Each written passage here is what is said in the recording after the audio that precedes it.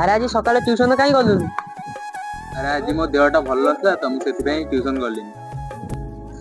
ଆରେ ଧନ ତ ସାଇକେଲ ଟେ ଦେଲେ ମୁଁ ବୁଲିବାକୁ ଯିବି। ନାଇଁ ନାଇଁ ମୁଁ ଦେଇପାରିବିନି, ମୋ ସାନ ଭାଇ ସାଇକେଲ। ଆରେ ବାବା ତ ସାଇକେଲ ଟିକେ ଦେଲୁ। ଆରେ ନାଇଁ ମୋ ସାଇକେଲର ଚେନ୍ ଛିଣ୍ଡି ଯାଇଛି, ମୋ ସାଇକେଲ ବି ଖରାପ ଅଛି, ମୁଁ ଦେଇପାରିବିନି। ଆରେ ଏଇଟା ଗୋଟେ ଭଙ୍ଗା ସାଇକେଲ ନେଇକି ଆଇଛୁ। କଣ କିରେ?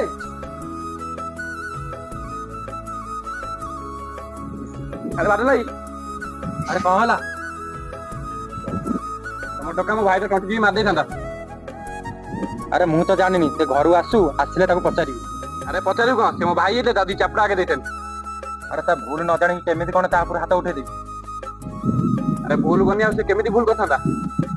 ଆରେ ତୁ ରହ। ଆରେ ପୁଅ ତତେ କାହିଁକି ବାଡେଇଲା? ମୁଁ ତା ସାଇକେଲକୁ ଗୋଇଠା ମାଇଲି ବୋଲି ସେ ମତେ ବାଡେଇଲା। ଏବେ କାହାର ଦୋଷ? କାହାକୁ ଦି ଚାପଡ଼ା ମାରିବୁ ତୁ?